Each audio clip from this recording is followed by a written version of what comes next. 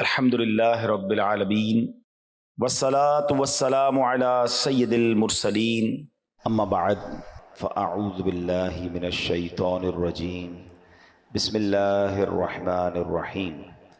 پڑھیے الصلاة والسلام علیک یا رسول اللہ وعلی آلک واصحابک یا حبیب اللہ۔ الصلاة والسلام علیک یا نبی اللہ وعلی آلک واصحابک یا نور اللہ۔ درود پاک پڑھنے کے بے شمار فضائل و برکات۔ میرے آقا مدینے والے مصطفیٰ صلی اللہ علیہ وسلم کا فرمان، من قال صلی اللہ علی محمد فقد فتح علی نفسہ 70 بابا من رحمہ۔ نبی پاک فرماتے ہیں جو کہے صلی اللہ علی محمد صلی اللہ علیہ وسلم، اس نے اپنے اوپر رحمت کے 70 دروازے کھول لیے۔ یعنی میں اور آپ چاہتے ہیں کہ ہم پر رحمت کے دروازے کھل جائیں، ایک بار یہ درود پاک پڑھنا ہے، مل کر پڑھ لیں، صلی اللہ علی محمد صلی اللہ علیہ وآلہ وسلم۔ اب آگے نبی پاک فرماتے ہیں وَأُلْقِي مَحَبَّتُهُ فِي قُلُوبِ النَّاسِ فَلَا يَبْغَضُهُ إِلَّا مَنْ فِي قَلْبِهِ نِفَاقٌ۔ ایک تو جیسے یہ درود پاک پڑھیں گے 70 رحمت کے دروازے کھل جاتے ہیں، پھر فرمایا اس کی محبت لوگوں کے دلوں میں ڈال دی جائے گی۔ درود میں پڑھوں نبی پاک پر اور اللہ کی رحمت سے لوگوں کے دلوں میں ہماری محبت ڈال دی جائے گی، اور پھر فرمایا اس سے بغض نہ رکھے گا مگر وہ کہ جس کے دل میں نفاق ہوگا۔ یعنی مسلمان صاف دل والے لوگ محبت کرنے لگ جاتے ہیں اس بندے سے جو نبی پاک پر درود پڑھتا ہے، اور خاص طور پہ یہ جو درود پاک کا صیغہ ہے اس کو اپنی روٹین میں شامل رکھیں۔ ایک بار پھر پڑھ لیں، صلی اللہ علی محمد صلی اللہ علیہ وآلہ وسلم۔ انشاءاللہ یہ عادت میں رکھیں تو آپ کو ہر بار درود پڑھنے پر 70 رحمت کے دروازے بھی کھلتے جائیں گے اور لوگوں کے دلوں میں انشاءاللہ محبت ڈال دی جائے گی۔ ایک بار محبت کے ساتھ بآواز بلند درود پاک پڑھ لیں، صلو علی الحبیب صلی اللہ تعالی علی محمد صلی اللہ علیہ وسلم۔ تم تھے خوش جب رب نے ہم کو خیر امت کر دیا، رحمت عالم ہمارے الصلاۃ والسلام، خیر امت کر کے اپنی رحمتوں میں دھر لیا، صدقے تیرے ہیں پیارے الصلاۃ والسلام۔ الحمدللہ عز و جل ہم کچھ قرآن کی باتیں، قرآن کے احکام، قرآن کی آیتوں کو سمجھنے کی کوشش کرتے ہیں۔ آج قرآن مجید فرقان حمید کی سورہ بقرہ کی آیت نمبر 83 پہلے پارے میں ہے، اس کی کچھ باتیں سمجھنے کی کوشش کرتے ہیں۔ اللہ کریم قرآن مجید میں ارشاد فرماتا ہے وَبِالْوَالِدَيْنِ إِحْسَانًا وَذِي الْقُرْبَى وَالْيَتَامَى وَالْمَسَاكِينِ۔ آسان ترجمہ قرآن کنز العرفان۔ اور ماں باپ کے ساتھ بھلائی کرو اور رشتہ داروں اور یتیموں اور مسکینوں کے ساتھ اچھا سلوک کرو۔ پارہ نمبر 1 سورہ بقرہ آیت نمبر 83 کا ایک جز، ایک حصہ ہم نے سنا ہے۔ اب ہم نے والدین کے بارے میں، رشتہ داروں کے بارے میں پچھلے بیانات میں کافی ڈسکس کیا ہے۔ آج ہم پرٹیکولرلی یتیم کے بارے میں جانیں گے۔ یتیم کے بارے میں کچھ مسکنسیپشنز بھی ہیں، وہ بھی کلیئر ہو جائیں گے، اور یتیم کہتے کس کو ہیں، اور پھر یتیم کے ساتھ اچھا سلوک کرنا یہ کتنی بڑی نیکی ہے۔ یاد رہے کہ وہ نابالغ بچہ جس کا والد وفات پا جائے اسے یتیم کہتے ہیں، اور اتنا غریب شخص کے کچھ بھی مال نہ رکھتا ہو، کچھ بھی نہ ہو اس کے پاس، اس کو مسکین کہتے ہیں۔ آیت کریمہ میں حکم کیا دیا گیا کہ سب سے پہلے ماں باپ کا حق ہے، لہٰذا ان کے ساتھ نیکی اور بھلائی کرو۔ پھر ان کے واسطے سے جتنوں کے ساتھ رشتہ بھی قائم ہوا ہے، ماں باپ کی وجہ سے رشتہ کیسے قائم ہوتا ہے؟ بھائی سے، بہن سے، چچا سے، تایا سے، ماموں سے، خالہ سے، ان سب کے ساتھ نیک سلوک کرنا ہے۔ اور آخر میں فرمایا یتیم اور مسکین خواہ تمہارے رشتہ دار ہوں یا نہ ہوں، ان سب کے ساتھ نیکی اور بھلائی سے پیش آنا ہے۔ یہاں میں ایک اور بڑی خوبصورت بات آپ کو بتاؤں کہ وراثت جو ہے نا، یہ پیسوں کی تو ہوتی ہے، مال کی ہوتی ہے، نبی پاک علیہ الصلوۃ والسلام نے ایک بہت کمال کی بات ارشاد فرمائی، ان الود یتوارث، فرمایا محبت میں بھی وراثت جاری ہوتی ہے۔ ہاں، اس کو لوگ بھول جاتے ہیں۔ یہ کیا ہے؟ یعنی ماں باپ کی طرف سے جو ہمیں وراثت ملتی ہے نا، صرف جائیداد اور مال و دولت کی صورت میں نہیں ملتی، بلکہ وہ محبت جو ماں باپ کے دل میں ہوتی ہے اس کی بھی وراثت جاری ہوتی ہے۔ ہر وہ شخص جس کے لیے ہمارے ماں باپ کے دل میں محبت تھی، ماں باپ کی عزت احترام، اور ماں باپ ان کے لیے خلوص کے جذبات رکھتے تھے، عزت رکھتے تھے، اس میں بھی وراثت جاری ہوتی ہے۔ ہم پر بھی لازم ہے کہ اس محبت، عزت اور خلوص کے جذبات کو کنٹینیو کریں، ماں باپ کے رشتہ داروں کے حقوق ادا کریں۔ یہاں ہوتا کیا ہے؟ مثال کے طور پہ ماں باپ کا انتقال ہوا، اب والد صاحب اپنی بہن کے ساتھ، اپنے بھائیوں کے ساتھ، اپنے رشتہ داروں کے ساتھ بڑا اچھا سلوک رکھتے تھے، مگر والد کے انتقال کے بعد اب بیٹا کہتا ہے وہ میرے رشتہ دار تو نہیں ہے نا، خالہ میری، اب میری مطلب پھوپھی میری کیا ہے، تو چچا میرے کیا ہیں، وہ ابو کے رشتہ دار تھے۔ بالکل اسی طرح والد صاحب کچھ غریبوں کی مدد بھی کرتے تھے، یا والد صاحب کے بہت اچھے کچھ دوست تھے، اب جیسے ہی والد کا انتقال ہوا ان سب سے رابطہ ختم۔ اسی طرح والدہ کا جب انتقال ہوا تو خالہ سے رابطہ ختم، ماموں سے رابطہ ختم، ننیال والوں سے لوگ رابطہ ختم کر دیتے ہیں۔ اسی طرح والدہ کی کچھ سہیلیاں ہوتی ہیں، یا والدہ کی کچھ ایسی عورتیں آتی تھی کہ ماں جن کی مدد کرتی تھی، لیکن ہوتا کیا ہے کہ جیسے ہی ماں باپ دنیا سے جاتے ہیں بچے کہتے ہیں ہمارا ان سے کیا تعلق ہے، وہ اچھا ان کو بڑا فیل ہوتا ہے کہ ہمارا بھائی تو کیا گیا، اب سارا معاملہ ہی ختم ہو گیا، ہماری بہن تو کیا گئی، اب سارا معاملہ ختم ہو گیا۔ نہیں، ابھی حدیث کا جز یاد رکھیے کہ محبت میں بھی وراثت جاری ہوتی ہے۔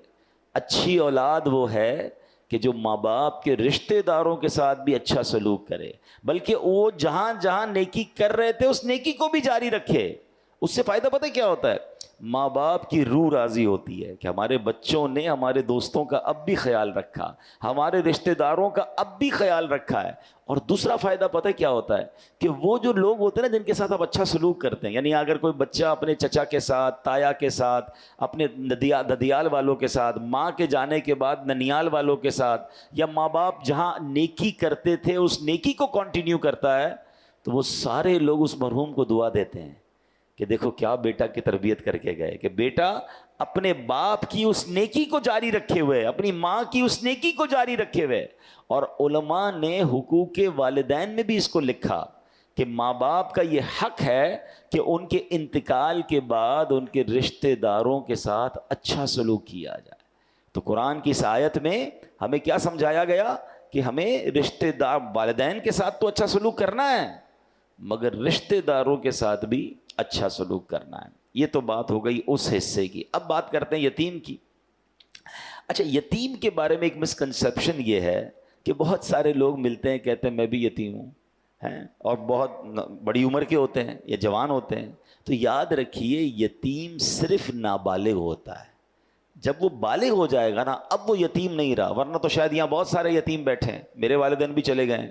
تو بھائی اب جس عمر میں یتیم نہیں ہوتا کوئی، اللہ پاک سب کے مرحومین کی مغفرت فرمائے، مگر یتیم کی جو تعریف ہے نا وہ تعریف یہ ہے کہ جب وہ نابالغ ہے اور اس کے والد کا انتقال ہو گیا ہے تو وہ یتیم ہے۔ تو یہ بات بھی آپ کے ذہن میں رہے۔ اب یتیم اور مسکین کی مدد کرنے والا یہ اتنی بڑی نیکی ہے اور اتنا بڑا ثواب ہے، سبحان اللہ۔ نبی پاک علیہ الصلوۃ والسلام فرماتے الساعی علی الارملۃ والمسکین کالمجاہدی فی سبیل اللہ او کالذی یصوم النہار ویقوم اللیل۔ آقا علیہ الصلوۃ والسلام فرماتے ہیں، بخاری کی حدیث ہے، کہ یتیم بچوں اور مسکین کے لیے دوڑ دھوپ کرنے والا، مثلا ان کی مدد کی کوشش کرنے والا، راہ خدا میں لڑنے والا، یا دن کو روزہ رکھنے اور رات بھر عبادت کرنے والے کی طرح ہے۔ اب آپ ذرا غور کیجئے کہ دن کو روزہ رکھنا، رات بھر عبادت کرنا، بلکہ راہ خدا میں جہاد کرنا، اس کے برابر کس کو کہا گیا؟ کہ جو یتیم کی یا مسکین کے لیے کوشش کرتا ہے، کسی کو یتیم مسکین کو کھانا کھلا رہا ہے، ان کی تعلیم کے لیے مدد کر رہا ہے، ان کو کہیں ڈراپ کر رہا ہے، ان کو ریسیو کر رہا ہے، یہ وہ نیکی ہے کہ یہ مجاہد کے برابر ہے، راہ خدا میں لڑنے والے کے برابر ہے۔ حدیث پاک میں آتا ہے جنت میں پہنچ کر وہاں سے واپس دنیا میں آنے کی کوئی خواہش نہیں کرے گا۔ دنیا سے کوئی جنت میں پہنچ جائے اس کو پھر دنیا میں کیوں واپس آنا ہے؟ مگر سبحان اللہ جو راہ خدا میں لڑتے ہوئے شہید ہوا ہوگا نا، وہ جنت میں پہنچ کر بھی خواہش کرے گا کہ کاش پھر دنیا میں جاؤں، پھر راہ خدا میں لڑوں اور پھر شہادت کا مرتبہ پاؤں۔ مبارک ہو ان لوگوں کو جو اللہ کی راہ میں لڑتے ہیں اور پھر شہادت کا رتبہ پاتے ہیں۔ اب عام لوگوں کے لیے تو یہ مواقع نہیں ہوتے، یہ تو فوج ہوتی ہیں دنیا بھر میں، جو بھی جیسے بھی ملک کے لیے، وطن کے لیے، اسلام کے لیے جو لڑائی ہوتی ہے وہ لڑتے ہیں، مگر عام لوگوں کے لیے بھی کیا ہمیں ایک انعام مل گیا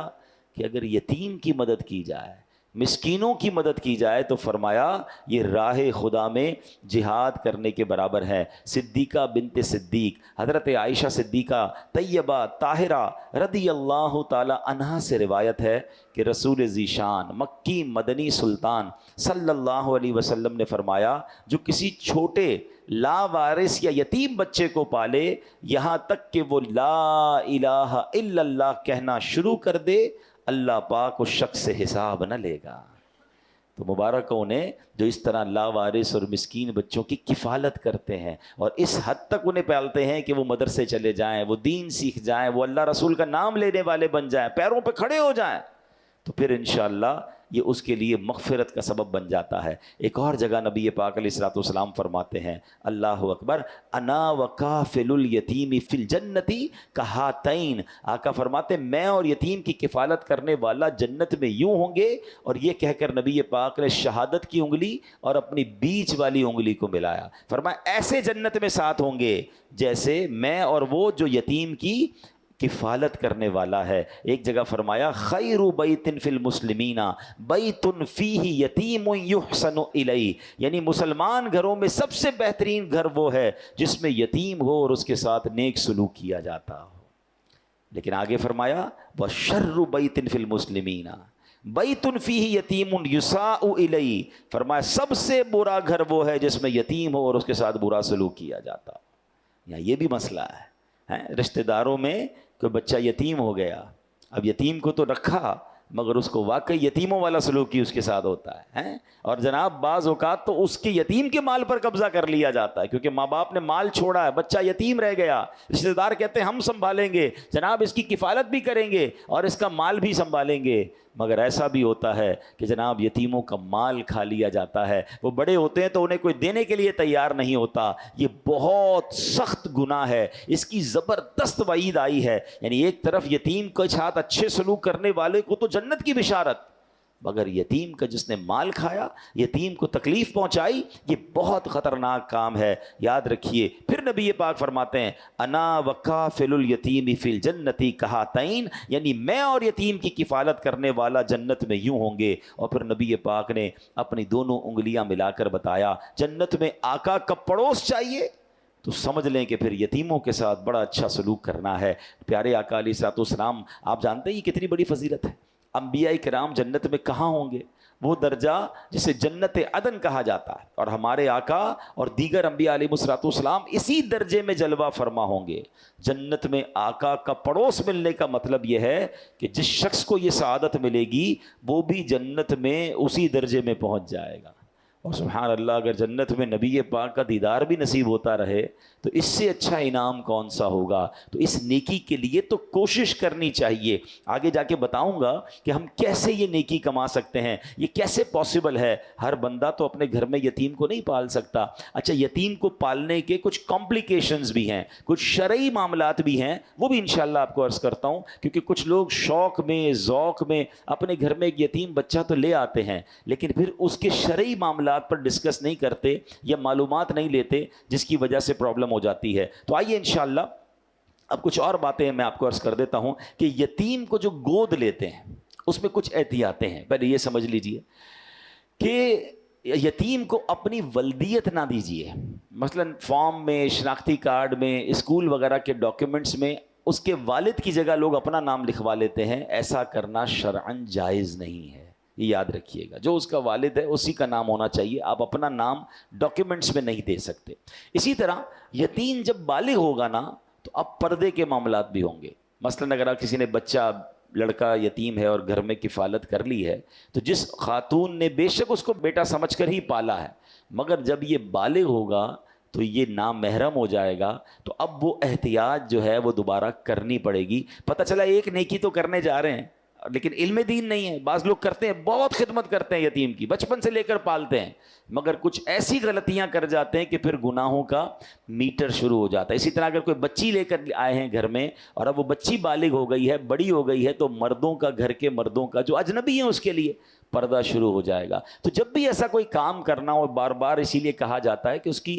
شرعی رہنمائی لے لیں, علماء سے رجوع کر لیں, گائیڈ لائن لے لیں, طریقے موجود ہیں, اس طریقے کے مطابق کریں گے تو یہ نیکی بہت بڑی ہے. سبحان اللہ. اب جو میں نے بات کی نا کہ یتیموں کا جو لوگ مال کھا جاتے ہیں, وراثت میں یہ بڑا مسئلہ ہوتا ہے کہ کسی بھائی کا انتقال ہو گیا, اب اس کے چھوٹے بچے ہیں اور جناب اب بھائی کا حصہ بھی ہے, تو اب کہا کہ ٹھیک ہے بچوں کو ہم پال لیں گے اور جب بڑے ہوں گے تو جناب ان کا جو وراثت میں حصہ ہے وہ بھی دے دیں گے. لیکن بعض لالچی لوگوں کی نظر ہوتی ہے ان کے مال پر اور پھر وہ یتیموں کو کچھ نہیں دیتے یا اس میں ڈنڈی مارتے ہیں. یاد رکھیے قرآن مجید فرقان حمید ارشاد فرماتا ہے, ان الذین یأکلون اموال الیتامی ظلما انما یأکلون فی بطونہم نارا وسیصلون سعیرا. بے شک وہ لوگ جو ظلم کرتے ہوئے یتیموں کا مال کھاتے ہیں وہ اپنے پیٹ میں بالکل آگ بھرتے ہیں اور ان قریب یہ لوگ بھڑکتی ہوئی آگ میں جائیں گے.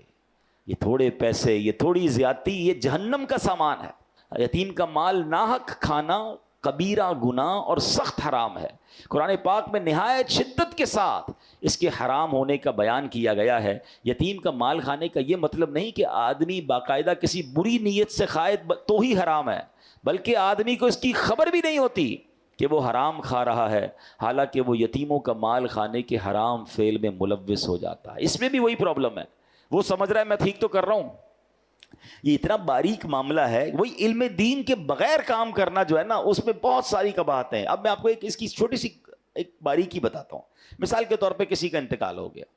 اور اس کے بالغ بچے بھی ہیں, یتیم بچے بھی ہیں, تو اب اس کا ورثہ تو سب کو تقسیم ہوگا نا. اور اب اس کے انتقال کے بعد گھر والے کہتے ہیں کہ جناب ابو جان کے لیے ایصال ثواب کے لیے کوئی تیجے کا یا 40ویں کا پروگرام رکھ لیتے ہیں, قرآن خوانی رکھتے ہیں اور لنگر بھی رکھتے ہیں اور سب کو کھلاتے ہیں, ابو کو ثواب ملے گا. کام بہت اچھا ہے, لیکن اگر یہ کام اس مرحوم کی بچی ہوئی رقم میں سے کیا جا رہا ہے, اس کے ترکے کے مال میں سے کیا جا رہا ہے, تو یہ غلط ہو جائے گا. کیونکہ یتیم بچہ جو ہے اس کا بھی اس میں حق ہے, اور یتیم جب تک بالغ نہیں ہوتا اپنے پیسوں کا کسی کو اجازت نہیں دے سکتا. تو اب پرابلم یہ ہو گیا کہ مرحوم کا پیسہ بھی اگر یتیم کی طرف چلا گیا تو اب اس کی اجازت کے بغیر, اور وہ اجازت بالغ ہونے سے پہلے دے نہیں سکتا, تو مرحوم کے ایصال ثواب کے لیے بھی خرچ نہیں ہو سکے گا. اب اس سے اندازہ کر لیں کہ اتنی باریکی, اور لوگ جناب یتیم کے مال کو کہیں انویسٹ کر رہے ہوتے ہیں, کہیں لگا رہے ہوتے ہیں, کوئی شرعی رہنمائی ہوتی نہیں, خرچ کر رہے ہوتے ہیں, لیکن کیا معلوم یہ حرام ہو رہا ہو.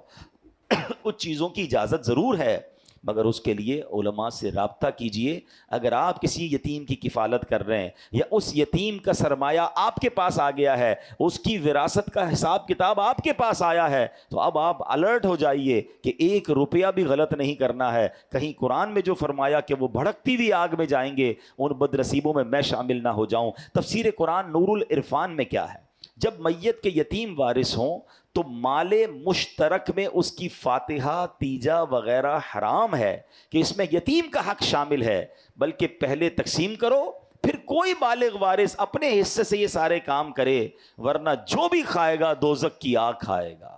قیامت میں اس کے منہ سے دھواں نکلے گا.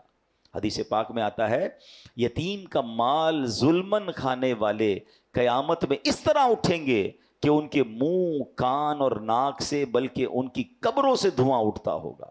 جس سے وہ پہچانے جائیں گے کہ یہ یتیموں کا مال کھانے والے. یتیم کا اگر خاندان میں, ہماری فیملی میں کوئی یتیم ہے نا, اور اس کا مال کسی طرح آپ کو پتہ چل گیا کہ یار یہ ہم نے ٹیک کیئر کرنا ہے, بی اویئر,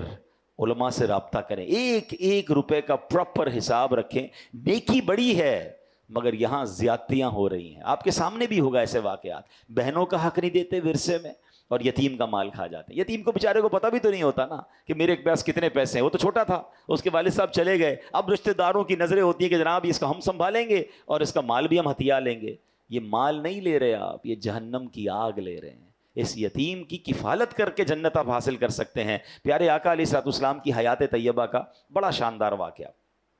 مکہ مکرمہ میں ایک یتیم بچہ تھا, اس کی امت کے فرعون, یعنی اس امت کا جو فرعون تھا وہ کون تھا؟ ابو جہل تھا. اس ابو جہل نے اس یتیم بچے کی پرورش اپنے ذمے لے لی, سارا مال بھی جو اس بچے کو وراثت میں ملا تھا وہ بھی اپنے قبضے میں کر لیا. اب چاہیے تو یہ تھا کہ ابو جہل اس کی اچھی دیکھ بھال کرتا، مگر اس بدبخت نے، جس کے دل میں حرص و ہوس بھری ہوئی تھی، یتیم کی پرورش کرنے کی بجائے اس کے مال پر قبضہ کر لیا۔ ایک دن وہ بچہ ننگے بدن پریشان حال ابو جہل کے پاس آیا اور کہا کہ مجھے اپنا مال دو جو میرے والد صاحب چھوڑ کر گئے تھے۔ اس بدبخت نے اس یتیم کو دھکے دے کر اپنے گھر سے نکال دیا۔ اچھا، اب جب قریش کے سرداروں نے دیکھا کہ یتیم کے ساتھ ایسا ہوا ہے تو کہا ایسا کرو، تم مسلمانوں کے نبی محمد عربی صلی اللہ علیہ وسلم کے پاس جاؤ اور ان سے جا کر مدد مانگو۔ اچھا، انہوں نے یہ چیز بھی ٹونٹ کرنے کے لیے کہی تھی کہ وہ بھی کیسے مدد کریں گے، چلو پھر بھی تم جاؤ ان کے پاس۔ وہ پیارے آقا علیہ الصلوۃ والسلام کے پاس آیا۔ اب نبی پاک سبحان اللہ، وہ تو سب کے مددگار ہیں، غم و رنج و علم اور سب بلاؤں کا مداوا ہو، اگر وہ گیسوؤں والا میرا دلدار ہو جائے، اشارہ پائے تو ڈوبا ہوا سورج برآمد ہو، اٹھے انگلی تو مہ دو بلکہ دو دو چار ہو جائے۔ تو وہ یتیم گئے جب ان کے پاس، تو نبی پاک علیہ الصلوۃ والسلام نے کیا کیا، پیارے آقا نے اس بچے کو ساتھ لیا اور ابو جہل کے پاس آ گئے اور آپ نے فرمایا کہ اے ابو جہل، نبی پاک علیہ الصلوۃ والسلام نے فرمایا کہ اس یتیم کا مال دو۔ اب وہ سارے سردار سمجھے کہ ابو جہل نے تو آج خوب بدتمیزی کرنی ہے، ان کو کیسے ان کی بات ماننی ہے، مگر جیسے ہی نبی پاک اس کے جو بھی جگہ تھی وہاں تشریف لائے تو مرحبا کہہ کر اس نے استقبال کیا اور فوراً یتیم کا سارا مال نکال کر دے دیا۔ تو قریش کے لوگ حیران ہو گئے، ابو جہل تم تو ان کے سب سے بڑے مخالف ہو، ان کے بارے میں اتنی باتیں کرتے ہو، ان کے دین کو ٹھکراتے ہو، آج آتے ہی ان کو سارا مال دے دیا، آج تو موقع تھا معاذ اللہ ان کے سامنے تم نے مقابلہ کرنے کا۔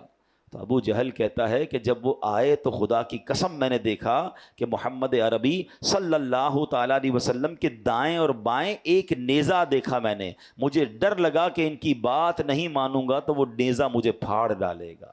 یہ معجزہ رسول اللہ صلی اللہ علیہ وسلم ہے کہ اس کو عذاب الہی نظر آنے لگ گیا تھا، وہ ڈر گیا،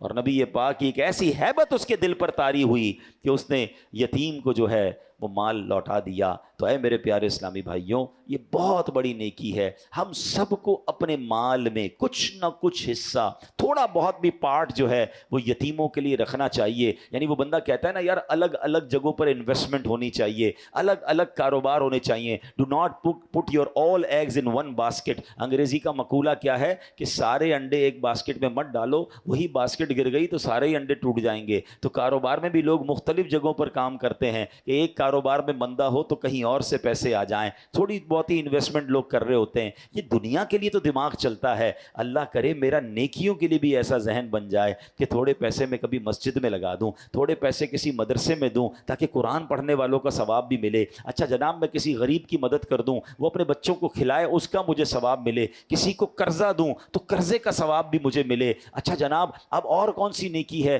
تو کسی یتیم کی کفالت کر لوں تاکہ یتیموں کے گھر میں بھی ہونے والی نیکی کا ثواب مجھے ملے۔ اگر ہم سوچتے جائیں اللہ نے جس کو نوازا ہے، تھوڑا پانی کے صدقے کا کام کر دوں کہ جب تک کنواں چلتا رہے گا، جب تک پانی لوگ پیتے رہیں گے، ادھر سے مجھے ثواب مل جائے، تو یہ جتنی نیکیاں ہیں صدقہ، کبھی درخت لگا دوں تو درخت لگتے رہیں گے، اس کا مجھے ثواب، سایہ ملتا رہے گا مجھے اس کا ثواب ملے۔ اگر جس کا یہ ذہن بن جائے نا کہ جناب مجھے، اور پھر ماشاءاللہ اگر دعوت اسلامی کے ساتھ آپ کنٹریبیوٹ کرتے ہیں اور آپ یہ سوچیں کہ دعوت اسلامی تو پوری دنیا میں نیکی کے کام کر رہی ہے، تو جس طرح لوگ کہتے ہیں نا یار دنیا بھر میں فیکٹریاں ہونی چاہیے، ایکسپورٹ امپورٹ کا کام ہونا چاہیے، پاکستان کے ساتھ ساتھ دنیا کے کئی ملکوں سے مال آنا چاہیے، اللہ کرے یہ ذہن بن جائے کہ میرا ثواب بھی دنیا بھر میں پھیل جائے۔ جب پتہ چلے کہ دعوت اسلامی برطانیہ میں، افریقہ میں، یہ جناب دنیا کے کئی ملکوں میں کام کر رہی ہے، تو آپ بھی رابطہ کر سکتے ہیں کہ جناب اس پہ بھی تھوڑا میرا حصہ ملائیں۔ اب جیسے آج کل غزہ کے مسلمانوں کی مدد ہو رہی ہے، فلسطین کے مسلمانوں کی مدد ہو رہی ہے، وہاں کتنی بڑی تعداد میں یتیم بچے ہو گئے ہیں، الحمدللہ ہم کوشش کر رہے ہیں کہ کسی طرح میں ایکسس ملے تو ہم غزہ کے اندر بھی انشاءاللہ یتیم خانہ بنائیں۔ مگر کہنے کا مقصد یہ ہے کہ ہمیں خاص طور پر آج جو میں نے بیان کیا ہے کہ یتیموں کی کفالت، سب سے پہلے تو یہ سوچ لیجئے کہ اگر آپ کی فیملی میں، آپ کے رشتہ داروں میں کوئی یتیم ہے، اس سے اچھا سلوک کرنا ہے، اس کا حق نہیں دبانا ہے، بلکہ اس کا حق دلانے میں اپنا اگر آپ کردار ادا کر سکتے ہیں تو کردار ادا کیجئے۔ پہلی آپ نے سبحان اللہ حدیث بھی سنی تھی، قرآن پاک کی آیت بھی سنی کہ وہ راہ خدا میں جہاد کرنے والے کے برابر ہے جو کسی یتیم کے لیے مدد کرنے کی کوشش کرتا ہے۔ تو آپ یہ کام کیجئے۔ دوسرے نمبر پر آپ ایک یہ کیجئے کہ یتیم کی کفالت اپنے ذمے لے لیجئے۔ اپنے گھر میں اگر یتیم پالنا ہے بڑی اچھی نیکی ہے، مگر اس کے شرعی کانسیکوینسز، شرعی تقاضے پورے کرنے ہوں گے۔ اور اگر آپ اپنے گھر میں نہیں پال سکتے تو آس پاس رشتہ داروں میں، پڑوسیوں میں، محلے میں کئی یتیم بیوائیں ہوتی ہیں جن کے بچے ہوتے ہیں، بچے یتیم ہوتے ہیں، تو آپ ان کی کوئی ماہانہ مدد شروع کر دیں تو یہ آپ سمجھ لیں یتیم کی کفالت کرنا آپ نے شروع کر دیا، یہ بڑی نیکی ہے۔ حدیث پاک میں آتا ہے جو یتیم کو کھانے پینے میں ساتھ ملائے اللہ پاک ضرور اس کے لیے جنت واجب فرما دیتا ہے۔ تو مہینے میں ایک دعوت کر لیں کہ آپ کو لگتا ہے یار فلاں رشتہ دار ہیں یا فلاں پڑوسی ہیں یا فلاں کوئی غریب خاندان ہے، یتیم بچے ہیں، ان بچوں کو مہینے میں ایک دن بلایا، جیسا اپنے بچوں کو کھلایا ایسا ان کو بھی ساتھ بٹھا کر کھلا دیا، اس نیت سے کہ انشاءاللہ جنت کی دعوت ملے گی۔ تو بات وہی ہے کہ نیکی کمانے کا سلیقہ ہو جائے۔ اب ایک اور بات یاد رکھیے گا، یتیم کے سر پر ہاتھ پھیرنا، یعنی یتیم کی خدمت کرنا تو اور بات ہے، سر پر ہاتھ پھیرنے کی سبحان اللہ فضیلت یہ ہے کہ نبی پاک نے فرمایا جس نے پیار سے یتیم کے سر پر ہاتھ رکھا، وہ بال جن پر اس کا ہاتھ گزرا، ہر بال کے بدلے میں اس کے لیے ایک نیکی لکھی جائے گی، ہر بال کے بدلے میں گناہ مٹایا جائے گا، ہر بال کے بدلے میں ایک درجہ بلند کیا جائے گا۔ تو اللہ کی رضا کے لیے، اچھا یہ بھی کیوں، جب آپ سر پہ ہاتھ پھیرتے ہیں تو شفقت ہے نا، اس کو فیل ہوتا ہے، اس کو اچھا لگتا ہے کوئی ہے جو میری جو ہے وہ مدد کرنے والا ہے۔ اچھا اس میں بھی بڑی پیاری علماء نے تقسیم بتائی ہے، اور یہ حدیث پاک میں ہے کہ لڑکا یتیم ہونا تو ہاتھ کیسے پھیرنا ہے، پیچھے، سر کے پیچھے سے ہاتھ آگے لانا ہے، اور جس کا والد ہے دنیا میں، ویسے ہی ہمارے کسی دوست کا بیٹا ہے اور شفقت کے لیے آپ سر پہ ہاتھ پھیر رہے ہیں تو آگے سے پیچھے بالوں کی طرف لے جانا ہے۔ تو یہ بھی طریقہ حدیثوں میں بیان ہوا۔ تو بہرحال میرے پیارے اسلامی بھائیوں، جب سر پر ہاتھ پھیرنے میں اتنا ثواب ہے کہ ہر بال کے بدلے نیکی ہے، تو یتیم کو کپڑے دلانا، یتیم کو کھانا کھلانا، یتیم کی تعلیم کا انتظام کرنا، دیکھیں وہ بن باپ کا بچہ ہے، آپ اس کے ساتھ اچھا کریں گے، آپ کے اپنے بچوں کے ساتھ اچھا ہونا شروع ہو جائے گا۔ تو آخر میں میری گزارش یہی ہے کہ مثال کے طور پہ کوئی میرا بھائی ایسا بیٹھا ہے، آپ کے 3 بچے ہیں، آپ کے 4 بچے ہیں، آپ کے 5 بچے ہیں، اللہ آپ کو برکت دے آپ کے بچوں میں، تو کیا ایسا نہیں ہو سکتا کہ میں یہ بھی پلان کروں کہ یار کم از کم 2 یتیم بچے بھی میں پالوں؟ 4 بچے بھی تو پال رہا ہوں نا، وہ 2 بھی انشاءاللہ میری ذمہ داری ہوں گے، وہ پلتے رہیں گے، وہ خوش ہوتے رہیں گے، ان کی برکت سے اللہ میرے بچوں کی خیر فرما دے گا۔ تو اول تو آپ خود سے کیجیے۔ اگین میں یہی کہہ رہا ہوں کہ اپنے خاندان میں سب سے پہلے دیکھیں، ہماری سب سے پہلی ذمہ داری اپنا ہی خاندان ہے۔ ہو سکتا ہے ہمارے ہی خاندان میں یتیم بچے ہوں اور ہماری نظروں میں نہ ہوں، تھوڑا سا توجہ دیں گے۔ میں نے تعریف بیان کر دی کہ جس کے والد کا انتقال ہو گیا ہو اور وہ نابالغ ہو تو وہ یتیم ہے، اس کی کفالت کر کے جنت کا سامان کیجئے، ہو سکے تو اس کی ساری ذمہ داری اپنے اوپر لے لیجئے، اس کی تعلیم کی، اس کے لباس کی، اس کی میڈیکل کی، اور اس کو بڑا کیجئے۔ آپ دیکھیں قدم قدم پر انشاءاللہ روزانہ نیکیاں ملنا شروع ہو جائیں گی۔ اور آپ کو لگتا ہے یار میں پرسنلی یہ نہیں کر سکوں گا، میرے لیے ڈھونڈنا مشکل ہے، تو پھر دعوت اسلامی میں الحمدللہ ایک پورا نظام ہے، اور آپ کو میں خوشخبری دے رہا ہوں کہ الحمدللہ کراچی میں پہلا یتیم خانہ، یہ آپ جب دیکھیں گے کبھی گزر ہو آپ کا ناگن چورنگی کے پاس نیو کراچی پہ، تو آپ دیکھیے گا گراؤنڈ+7 کی اسٹیٹ آف آرٹ بلڈنگ اب کمپلیشن کے مرحلے میں ہے، اور انشاءاللہ آپ یتیم خانہ، ہم نے یہ بھی سوچا تھا جب یہ بنانے لگے تھے کہ نارمل مدرسے کی طرح کا بنا لیں، ہم نے کئی یتیم خانوں کا وزٹ کیا، پھر ہمیں اندازہ ہوا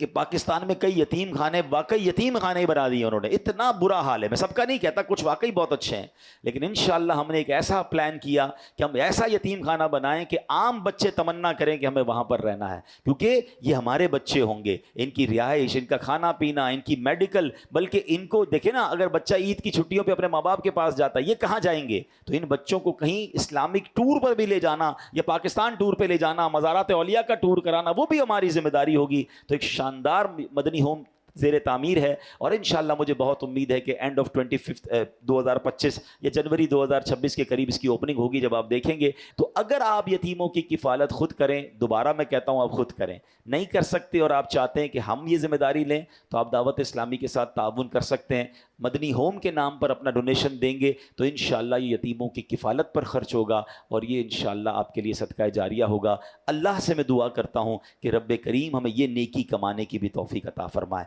کیونکہ جو اس کا اجر نبی پاک نے فرمایا نا کہ یتیم کی کفالت کرنے والا اور میں ایسے ہوں گے، تو پیارے آقا کے ساتھ اگر جنت مل جائے تو میں سمجھتا ہوں ایک مسلمان کے لیے اس سے بڑی کیا سعادت ہے۔ اور زندگی میں دیکھیں ابھی نہیں ہے آپ کی نظر میں کوئی، لیکن ہو سکتا ہے تھوڑے دنوں بعد آپ کی نظر میں کوئی ایسی فیملی آ جائے گی، کوئی ایسی درخواست آپ کے پاس پاس آئے گی، پتہ چل جائے نا کہ یہ بیوہ اور یتیم ہیں اور یہ بچے یتیم ہیں، تو بس اب آپ نے ان کی خدمت کرنی ہے، ان کا ساتھ دینا ہے۔ اللہ کریم ہم سب کو یہ نیکی کرنے کی توفیق عطا فرمائے، آمین بجاہ النبی الامین صلی اللہ تعالی علیہ وسلم۔